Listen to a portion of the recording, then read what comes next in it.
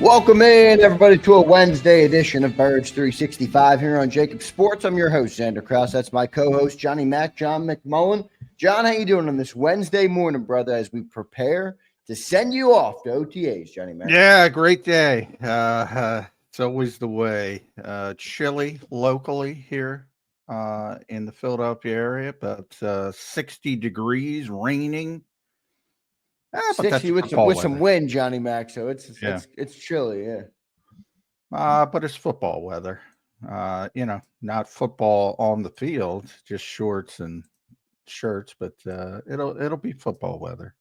Yeah, no doubt about it. We'll have Mike Gill and Brandon Lee Gouton, our usual Wednesday guests, will join us here today on Birds 365. John, what time are you heading down there today? I know you're supposed to speak with Kevin Patulo. I got a question about Kevin Patulo here in the opening segment, and then we'll kind of break down the day. But what's the agenda for the day? What time are you heading down there? As soon as I get off with you guys, I'm heading down. Kevin Patulo is talking before practice about 10, 12:50-ish. Practice probably go about an hour, 10 minutes at the most. Then some players after. But at least, the guys are on the field and that'll get some people excited. Saw A.J. Dillon tweeted a new picture, a new avatar picture of him in an Eagles jersey. So just that part of it is exciting for fans. I Yeah, did no get doubt. one person who say, "Can I come down and watch?" It is not open to the public. No, I wish it You will was. get I wish it you was. will get Yeah. run off if you attempt to even look through the bushes at the Novacare complex. So Yeah, no, they got be that sucker forewarned. locked Yeah. down. They got it locked down like it's Gitmo. But good stuff there, Johnny Mac. I'm looking forward to seeing them back out there today. John, you're supposed to speak with Kevin Patulo pre-practice, as you mentioned. Um, anything top of mind you want to get out of Kevin Patulo? Um, first time talking to him in a little bit here. I know it's not your first time overall. Obviously, he's been here for a long Yeah. time, Yeah. but first time, as offensive coordinator. What do you? Anything on your top of your mind to get out of Kevin Patulo today? I mean, I'm talking to Kevin a lot over the years. He's been here a long time, so it's a little bit different. It's not the same as last year when Kellen Moore was coming in from Right. outside the organization. A little bit different from my perspective, but he's not that well known to the fans. A couple times for people who pay attention. When back during the COVID times, I shake my head. When there was a chance Nick tested positive, and there was a chance he was going to miss the game. Kevin Patulo was basically appointed as the head coach in case that were to happen, and even did a midweek press conference. While Nick recovered it, ultimately he was able to get through it and coach the game, but he was going to be the head coach if Nick couldn't do it. So people might remember him from that. And then last year, leading up to the Super Bowl, we all kind of knew that he was going to be the offensive coordinator. So got a lot of play down there. So a little bit different from my perspective, just because he's been here. He's been here the entire time Nick's been here. So talked to him quite a bit. But it's new to the fans, so he'll be asked about play calling and all the hits. So that'll be before practice. What do you think the biggest challenge for Kevin Patulo is this year? Biggest challenge is to get this offense to play up to its potential. Basically, I mean it's arguably the most talented offense in football. I mean, these are first world problems we always talk about. 10 of 11 starters back. There's continuity. There's all pros. There's pro bowlers all over the place. I mean, can't get a better job as an offensive coordinator. But, last 2 years, it's been a little bit uneven. And at times you sit and go, what's going on here? Why is this so difficult? Why is this not going the way I projected? So basically, style points, which ultimately don't matter, but that's what he's going to be asked to do to get this offense to match its reputation, which is the most talented offense in football. Which is a tough thing to do, though, because, John, we're talking about a team that won a Super Bowl last year that put up 100 and what was it, 152 points or 142 points or 155. 155 in the playoffs, and they still didn't really reach their potential last year. So that's kind of this No. fairy tale dream. You know what I mean? Well, That it we all is. I strive, mean, right? That nobody's Jalen talks about that, right? But you know, that's why numbers, they can be valuable, but they can lie to you, because that 155, if you boil it down, well, really was 2 really, really good games and 2 below average games in the 4 playoff games from an Right. offensive perspective.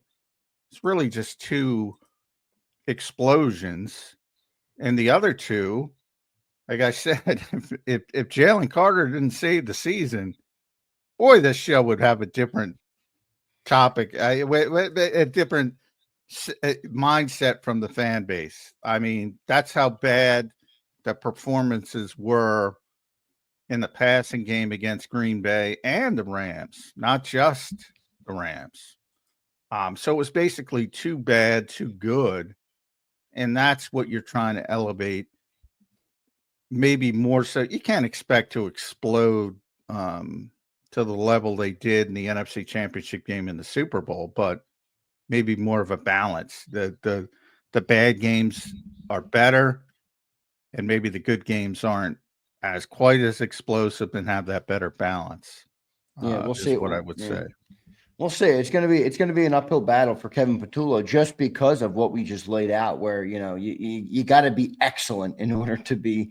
Remember, Brian Johnson was fired with the 8th ranked offense in football. I mean, that's a pretty high ranked offense in football. So I do think Kevin Patulo, John, has a sneaky tough job this year. I know he's got a lot of talent.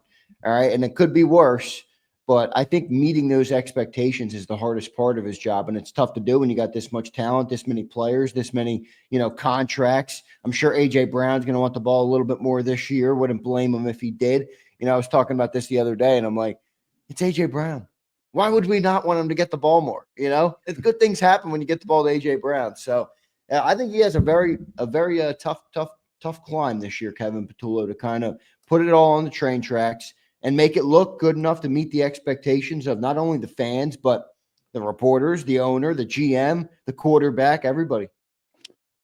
Yeah, but I don't think that's any different from anybody, and at least he's got talent to lean back on. I mean, there's always expectations and there's always pressure, and that's Nick's got to go through the same thing. Jalen's got to go through the same thing as the quarterback. That's just part of it. I mean, and you'd rather have a bunch of good players than a bunch of average players, because every fan base sort of overrates their talent at least a little bit, on a sliding scale. Even the bad teams, they'll think, why isn't this here? Why isn't, that's just the way it is. So every offensive coordinator is under pressure, and I'd rather be under the pressure with AJ Brown and Jordan Mailata and Lane Johnson and Dallas Goedert and Saquon Barkley, et cetera, et cetera, et cetera. I'd rather have that pressure than a bunch of guys you're trying to cobble together and scheme up. That's difficult. So, I think he should be, and I'm sure he is, very happy about where he is. No doubt about that. But I do think, you brought up some of the concerns of last year where, win the Super Bowl, you forget about some of those things, but that's the mindset, right? Like, people have forgotten about the bad last year, and they're Super Bowl champions. They're a 155-point playoff team. They blew out the Chiefs. They blew out the Commanders in the 2 most important games of the year. And now it's up to Kevin Patulo to get this thing on the track. So I do think it's even a little bigger because of that. Obviously, you talk about that all the time. If The Jalen Carter doesn't make a sack, expectations. I mean, that's and that again, that's throughout the roster. I mean, that's from Nick Sirianni on down. Those expectations are there for those guys. like, you can look at it if you're a defeatist person.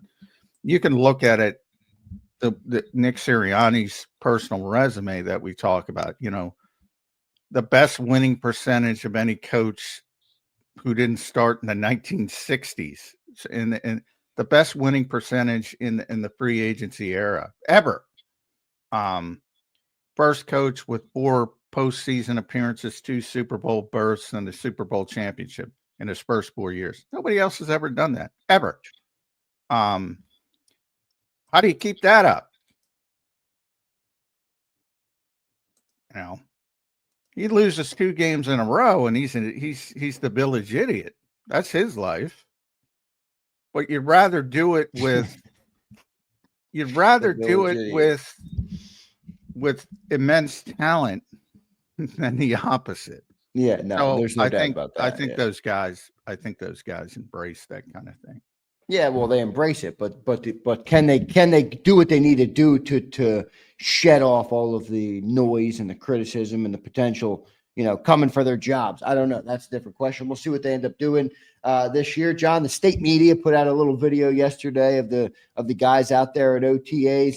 What are you watching today, John? I know you got something in mind to check out. Yeah, I mean, the same as any OTA opener, so to speak, even though it isn't the opener. But when nobody's there, if a tree falls in the woods and nobody's there, what does it really mean? But so first look, a lot of things I put on SI.com, each position, but first off, injury updates, we know Nakobe. We've talked a lot about Nakobe and Jahad Campbell because their rehabs are pretty set in stone, and they're going to take some time. But remember all the guys who were hurt at the end of last year. Cam Jurgens had back surgery. Is he ready to go? Landon Dickerson had knee surgery. Is he ready to go? Nolan Smith torn triceps in the Super Bowl. I can't imagine he's ready to go. You'd want to push him. Guys like that. Even Ben Van Sumeren coming off, changing positions, coming off a torn ACL. So injuries are always number one. Where are the guys? And I imagine they're going to be cautious. So any of those, other than Ben, who was injured a little bit earlier, so maybe he's out there. I'd be surprised if any of those guys are out there. But that to me is no concern. If they are, that's a big positive. Like if Cam's out there, that's a big positive that he's already back.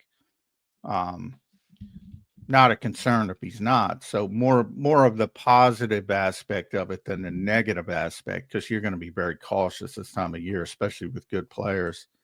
So it always starts with injuries, and then default settings. Where are they starting at all these positions where there's competition? I assume it's going to be Tyler Steen at right guard. If it isn't, that's bad news for Tyler Steen. I can tell you that. I just mentioned, is Nolan going to be out there? So you're probably going to look at 2 positions on the edge, and that gives an opportunity to all these young guys. Jalix Hunt, not in the case of Azeez Ojulari, not that young. Josh Uche, they've been around for a while, but they're new. Bryce Hupp. Where's Bryce Hupp going to fit into this? Cornerback is interesting from not only from the perspective we all think it's going to be Ringo to be the default setting, but does Quinyon Mitchell move from right corner to left corner, which I think is the way you should go. Not if he doesn't, not sure what to think about that, to be honest. So that's interesting. Sidney Brown, I assume, is going to start at safety. Jeremiah Trotter Jr. at linebacker. But you look for those default settings. And then the competition will pick up over the summer. And then, try to look for the interaction with, how's Patulo running practice? community. He's been around Jalen a lot. I'm sure it's not going to be a problem, but there's like a whole layer that people don't think about, and that's, Doug Nussmeier's not here either. So Jalen's got another quarterbacks coach and Scott Leffler. He's got a new passing game coordinator, and Parks Frazier replaces Kevin Patulo. So he's got new people as well. So you kind of look for the communication there, what's going on, little things like that.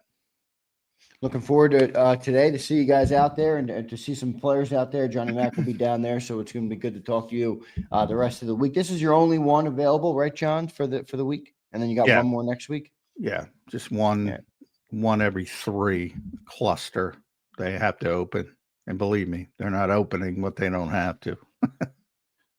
Yeah. All right, let's get to some super chats here. We're going to have Mike Gill coming up. Then we'll have Brandon Lee Gouton joining us later on in the show. I assume BLG will be down there today as well. So looking forward to talking to him. And Mike Gill from 97.3 ESPN coming up. JD3 checks in. He says, hate to do it 2 days in a row, but I have to. PFF has my boy graded as the 24th best graded tight end in 24. BVS ain't even got a PFF grade. He stinks. Well, Ben played, I don't know, 22 snaps before he got hurt. But you might want to look at those 22 snaps at fullback. Wait a second, though. 24th for Harrison Bryant? That's not too bad. Yeah, I'd have to look that up. I'd have to. I wonder where Calcaterra is in there, JD3, or how many snaps that he ain't that high.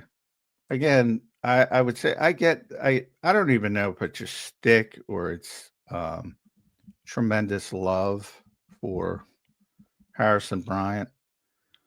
By the way, he's not 24th, so he probably didn't play enough snaps, would be my guess. So that's number one. It's not ranked. But again, I don't know if it's a shtick like Pumper or if it's more for JD3, but contracts don't lie, dude. Follow the money. Follow the money. I'm trying to find him on any list here at 24. I don't see him. Yeah, I don't know where he's getting that. But anyway, he got paid what he got paid. That's not to say you can't overcome it. Plenty of people do. The Eagles have hit on, if you go back to 2017, they've hit on a number of players. Yeah, he didn't play enough snaps. He played 213 snaps last year. He's not even ranked. And a guy who got paid more than him, Kylan Granson, which is your biggest problem, JD3, was 47th. He did play enough to get ranked. Not great by any stretch of the imagination, nor is Grant, which is why you need Dallas Goedert back. Yeah, I mean, he's got an uphill battle because he's got to beat out not only he's got to beat out Ben Van Sumeren, who's been here and the coaching staff loves him. And those the reason why they've started thinking about using a fullback more is because of Ben Van Sumeren. Again, if you're an Eagles fan, and it's very small sample size, but watch him as a lead blocker for Saquon Barkley when he was out there. It was pretty freaking impressive. So he is the one who planted the sort of idea in the coaching staff's mind that we can utilize this package a little bit more. So he's got to deal with him at fullback. And he's got to deal with Kylan Granson at tight end. And Grant, if you want to throw Grant Calcaterra in there, because I don't think he should be entrenched, but I think the Eagles think he's entrenched. Yeah, right. And that's the bigger problem you have. So, and there's not much difference between, and I'll get you the exact numbers.